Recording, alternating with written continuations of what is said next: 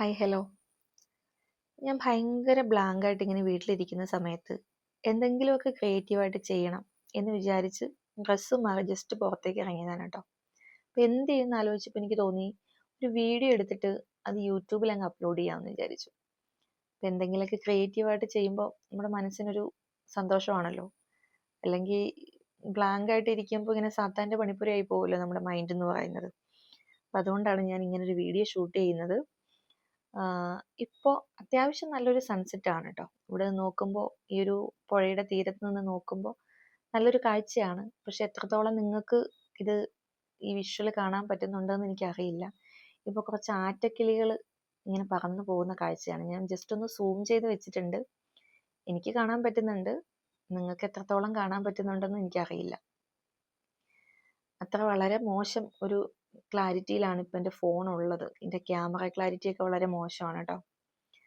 പക്ഷെ എന്ത് തന്നെയാണെന്ന് പറഞ്ഞാലും എത്ര മോശം വീഡിയോ ആണെങ്കിലും എൻ്റെ വോയിസ് എത്രത്തോളം മോശമാണെങ്കിലും എന്ത് വന്നാലും ഇന്ന് ഞാൻ ഇങ്ങനെ ഒരു വീഡിയോ എടുത്ത് അപ്ലോഡ് ചെയ്യും എന്നുള്ളൊരു ദൃഢപ്രതിജ്ഞയിലാണ് കേട്ടോ ഈ വീഡിയോ എടുക്കുന്നത്. കാരണം കുറേ കാലമായിട്ട് ഞാനിങ്ങനെ മനസ്സിൽ വിചാരിക്കുന്നുണ്ട് ഈ വീഡിയോസൊക്കെ എടുത്ത് യൂട്യൂബിൽ ഇടണം, എന്തെങ്കിലുമൊക്കെ ചെയ്യണം എന്നൊക്കെ. പക്ഷേ എന്താണെന്നറിയില്ല, എനിക്കത് കൃത്യമായിട്ട് ഫോളോ അപ്പ് ചെയ്യാൻ പറ്റുന്നില്ല. ഞാൻ 2025 സ്റ്റാർട്ടിങ്ങിൽ മീവേഴ്സ് എന്നുള്ള പേരിലാണ് ഈ അക്കൗണ്ട് തുടങ്ങുന്നത്.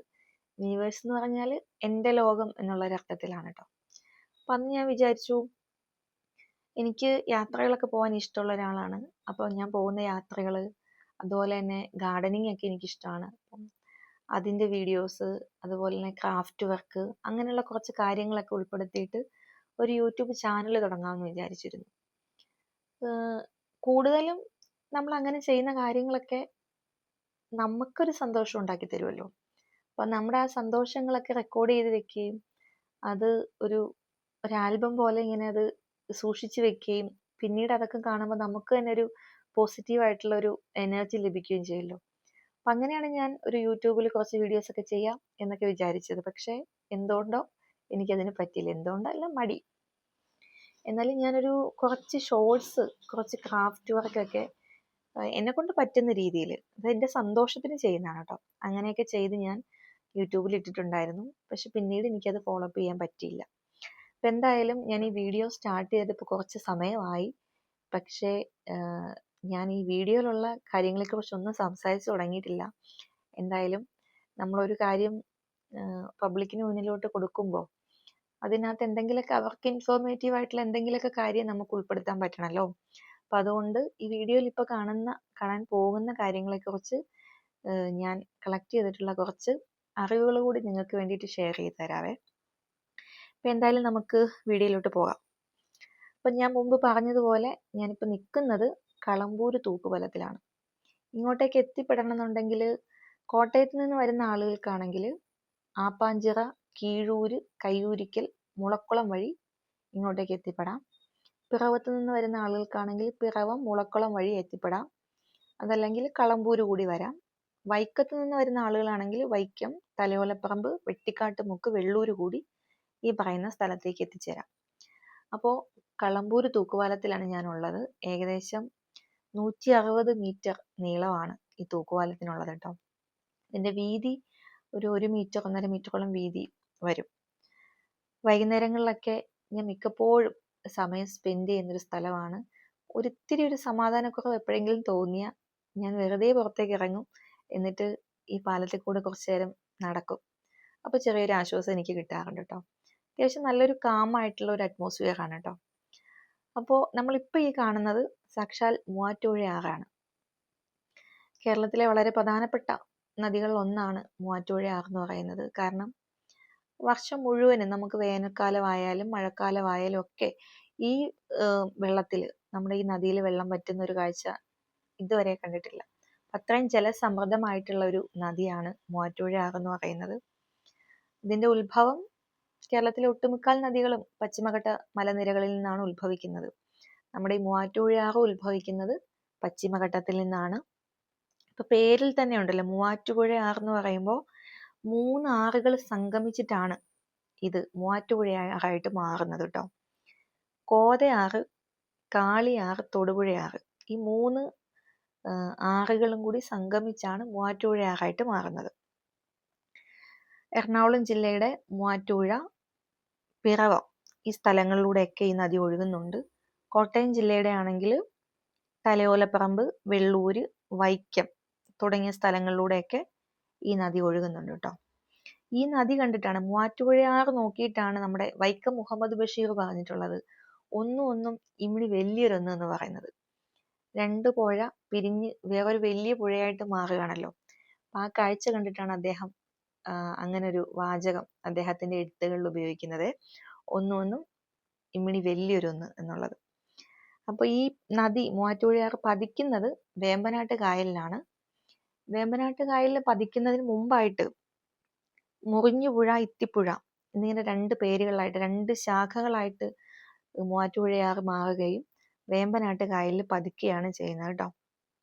അപ്പൊ അതാണ് വേമ്പനാട്ട് കായലിനെ കുറിച്ചും അല്ലെങ്കിൽ മൂവാറ്റുപുഴയാറിനെ കുറിച്ച് നമുക്ക് പറയാനുള്ളത്. പറയത്തില്ലേ, ഒരു ചൊല്ലുണ്ടല്ലോ, പശുവിനെ പിടിച്ച് തെങ്ങെ കെട്ടിയിട്ട് തെങ്ങിനെ കുറിച്ച് പറയാന്ന്. അപ്പം അതുപോലെയാണ് നമ്മളിപ്പോൾ സംസാരിച്ചുകൊണ്ടിരിക്കുന്നത്. എല്ലാ തെങ്ങുകളെ കുറിച്ച് സംസാരിച്ചിട്ട് നമ്മളിപ്പോൾ ഈ വീഡിയോ വൈൻഡപ്പ് ചെയ്യത്തുള്ളൂ. ഇപ്പം നോക്കിക്കാൻ നമുക്കിപ്പോൾ കാണാം, ഒരു ബോട്ട് കടന്നു പോകുന്ന കാണാം. ചൂണ്ടയിടാൻ വേണ്ടിയിട്ടുള്ള ആളുകളാണ് കേട്ടോ. മിക്കപ്പോഴും ചൂണ്ടയിടാനും അതുപോലെ തന്നെ വല എറിയാനും ഒക്കെ ആയിട്ട് ഇങ്ങനെ ബോട്ടിലും വള്ളത്തിലൊക്കെ ആളുകൾ വന്നു പോകുന്ന കാണാവേ. അതുപോലെ തന്നെ വൈകുന്നേരങ്ങളിൽ കുറച്ച് ഇരുട്ടായി കഴിയുമ്പോൾ ഉണ്ടല്ലോ, ചില ദിവസങ്ങളിൽ ഞാനിങ്ങനെ വൈകുന്നേരങ്ങളിൽ രാത്രിയാകുമ്പോഴേക്കും ചുമ്മാ നടക്കാനായിട്ട് വരാറുണ്ട്. അപ്പോൾ എൻ്റെ കയ്യിലൊരു അത്യാവശ്യം നല്ലൊരു ടോർച്ച് ഉണ്ട്. അപ്പോൾ അത് വെള്ളത്തിലേക്ക് ഇങ്ങനെ അടിക്കുമ്പോൾ വലിയ വലിയ മീനുകൾ വെള്ളത്തിൽ കൂടി പോകുന്ന കാണാൻ പറ്റും കേട്ടോ. അത്യാവശ്യം മത്സ്യബന്ധനത്തിനുള്ള ഒരു ഏരിയ കൂടിയാണ്. ഒരുപാട് ആളുകൾ മീൻ പിടിക്കാൻ വേണ്ടിയിട്ട് ഈ പുഴയിൽ വരുന്നത് കണ്ടിട്ടുണ്ടേ. പിന്നെ ഇവിടുത്തെ ഒരു പ്രത്യേകത എന്ന് പറഞ്ഞാൽ, ഇപ്പൊ നിങ്ങൾ കാണാം, ഈ വീഡിയോയിൽ നിങ്ങൾക്ക് കാണാം ഒരു ക്ഷേത്രം ഈ നദിയോട് ചേർന്ന്, മൂവാറ്റുപുഴ ആറിനോട് ചേർന്നൊരു ക്ഷേത്രം നമുക്ക് കാണാം. ഇത് കളമ്പൂര് ഭദ്രകാളി ക്ഷേത്രമാണ്. ഈ ഭദ്രകാളി ക്ഷേത്രം കൂടാതെ പ്രസിദ്ധമായിട്ടുള്ള ഒരുപാട് ആരാധനാലയങ്ങൾ നമ്മുടെ മൂവാറ്റുപുഴ ആറിനോട് ചേർന്നിട്ടുണ്ട്.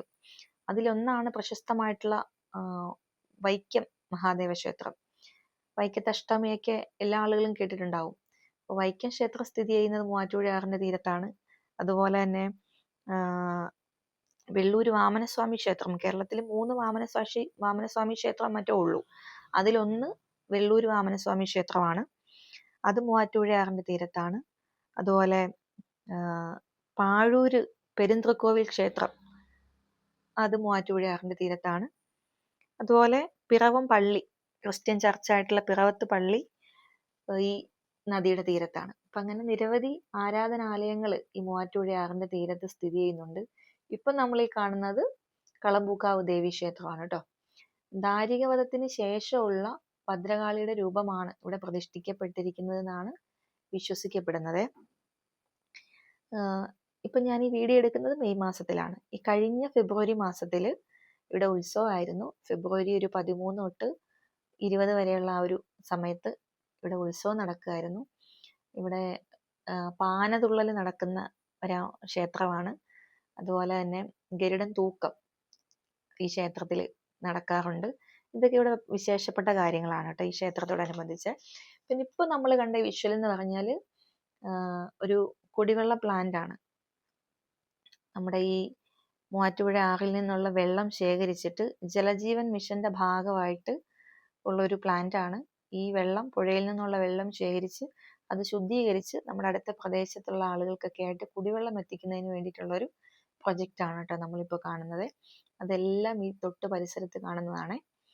അപ്പോൾ ഞാനിപ്പോൾ നടന്ന് ഇക്കരെ വന്നിരിക്കുകയാണ്. ക്ഷേത്രത്തിന്റെ കോമ്പൗണ്ടിലാണ് ഞാനിപ്പോൾ നിൽക്കുന്നത്. അവിടെ നിന്നുള്ള കാഴ്ചയാണ് കേട്ടോ നമ്മളിപ്പോൾ കാണുന്നത്. തൊട്ടക്കരെ കരയിൽ ഒരുപാട് ആളുകൾ അവിടെ വൈകുന്നേരങ്ങളിൽ വർത്താനം പറയാനും സൗഹൃദങ്ങളൊക്കെ പങ്കിടാനൊക്കെ ആയിട്ട് പ്രായമുള്ള ആളുകളൊക്കെ ഒരുപാട് ആളുകൾ അവിടെ വന്നിരിക്കാറുണ്ട്.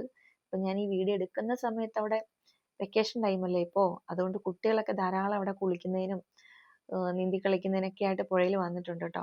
പക്ഷെ ഞാൻ അതൊന്നും നമ്മുടെ ഈ വീഡിയോയിൽ ഉൾപ്പെടുത്തുന്നില്ല, കാരണം അവർ കുളിക്കുന്നത് കൊണ്ട് നമ്മൾ ശരിയല്ലല്ലോ, വീഡിയോ അങ്ങോട്ടേക്ക് വെക്കുന്നത് ശരിയല്ലാത്തത് കൊണ്ട് ഞാൻ അതൊന്നും നിങ്ങളെ കാണിച്ചിട്ടില്ല. ഇപ്പം ഞാൻ ജസ്റ്റ് പുഴയിലേക്ക് ഇറങ്ങി എൻ്റെ കാലൊക്കെ ഒന്ന് നനച്ച് ഒന്ന് ആ ഒരു തണുപ്പൊക്കെ ഒന്ന് അനുഭവിക്കാമെന്ന് വിചാരിച്ചിട്ട് ഞാൻ പുഴയിൽ ഇറങ്ങി നിൽക്കുകയാണ്. ഇപ്പൊ നോക്കിക്കേ, നമ്മുടെ പാലത്തിൽ കൂടെ ആളുകൾ ഇങ്ങനെ ജോലി കഴിഞ്ഞിട്ട് ആളുകൾ പോകുന്ന കാഴ്ചയാണ്. ഈ സമയത്ത് ജോലിക്ക് പോയിട്ട് വരുന്ന ആളുകളൊക്കെ ധാരാളം ഈ സമയത്ത് ഈ പാലത്തിൽ കൂടി പാസ് ചെയ്യാറുണ്ട്. കുറച്ചുകൂടി കഴിഞ്ഞാൽ ആളുകൾ നടക്കാനും ക്ഷേത്ര ദർശനത്തിനും ഒക്കെ ആയിട്ട് കുറച്ചുകൂടി ഇരുട്ടായി കഴിയുമ്പോഴത്തേക്കിനും ധാരാളം ആളുകൾ ഈ പാലത്തിൽ കൂടി പോകുന്ന കാണാൻ കേട്ടോ. ഞാൻ മിക്കപ്പോഴും വന്നിരിക്കുന്ന ഒരു സ്ഥലമാണ്. ഒരു ഇത്തിരി സമാധാനക്കുറവ് തോന്നുമ്പോഴൊക്കെ ഞാൻ വന്നിരിക്കുന്ന ഒരു സ്ഥലമാണ്. ഒരു മനസ്സിനും ശരീരത്തിനൊക്കെ ഒരു നല്ലൊരു സുഖം കിട്ടും ഇവിടെ ഇരിക്കുമ്പോൾ. ഈ തണുത്ത കാറ്റും ഈ അമ്പലത്തിൽ നിന്നുള്ള ഒരു വൈകുന്നേരങ്ങളിൽ ഇടുന്ന റെക്കോർഡ് ഉണ്ടല്ലോ, ഒരു പാട്ടും ഒക്കെ കേൾക്കുമ്പോൾ ഒരു നമ്മുടെ ഗ്രാമത്തിൻ്റെതായിട്ടുള്ള ഒരു സുഖം ഉണ്ടല്ലോ, അത് നമുക്ക് അനുഭവിക്കാൻ പറ്റും കേട്ടോ. ഇപ്പോൾ ഈ ക്ഷേത്രത്തിന്റെ പരിസരത്തുള്ള നമ്മുടെ കടവാണ്. ആ കടവിൽ ഇരുന്നിട്ടുള്ള കാഴ്ചയാണ് കേട്ടോ നിങ്ങളിപ്പോൾ കാണുന്നത്. അതുപോലെ തന്നെ ഈ കടവിലിപ്പോൾ കുറച്ച് പ്രായമായിട്ടുള്ള ആളുകൾ, ചേട്ടന്മാരും ഒക്കെ ഇങ്ങനെ വർത്തമാനമൊക്കെ പറഞ്ഞിരിക്കാനായിട്ട് മുകളിലുണ്ട്. കണ്ട, കുറച്ച് പേരൊക്കെ സംസാരിച്ച് കഴിഞ്ഞിപ്പോൾ പോവുകയാണേ. ഒരപ്പൂപ്പൻ അവിടെ ഇരിക്കുന്നുണ്ട്. ഇതാണ് ഞാൻ പറഞ്ഞ കളമ്പൂക്കാവ് ദേവി ക്ഷേത്രത്തിന്റെ ആർച്ചാണ് കേട്ടോ. അപ്പൊ ഇവിടെ ഒരു ചൂണ്ടയിടാനൊക്കെ ഒരു ചേട്ടൻ അവിടെ ഇരിപ്പുണ്ടായിരുന്നു. പക്ഷെ അവർക്കൊരു ബുദ്ധിമുട്ടാവണ്ടല്ലോ, നമ്മൾ ചിലപ്പോൾ വീഡിയോ എടുക്കുന്ന അവർക്ക് ഇഷ്ടമായില്ലെങ്കിലോ എന്ന് വിചാരിച്ചിട്ട് ഞാൻ അതൊന്നും കാര്യമായിട്ട് നമ്മുടെ ഈ വീഡിയോയിൽ ഉൾപ്പെടുത്തിയിട്ടില്ല. ചിലപ്പം അവർക്ക് താല്പര്യമില്ലെങ്കിലോ, അതുകൊണ്ടാണ്. പിന്നെ ഒരു മോൻ അവിടെ കുളിക്കുന്നുണ്ടായിരുന്നു, ഒരു ചെറിയ മോൻ അവിടെ കുളിക്കുന്നുണ്ടായിരുന്നു. അപ്പൊ അതുകൊണ്ടാണ് ഞാൻ അതൊന്നും അധികം കാണിക്കാത്തത്.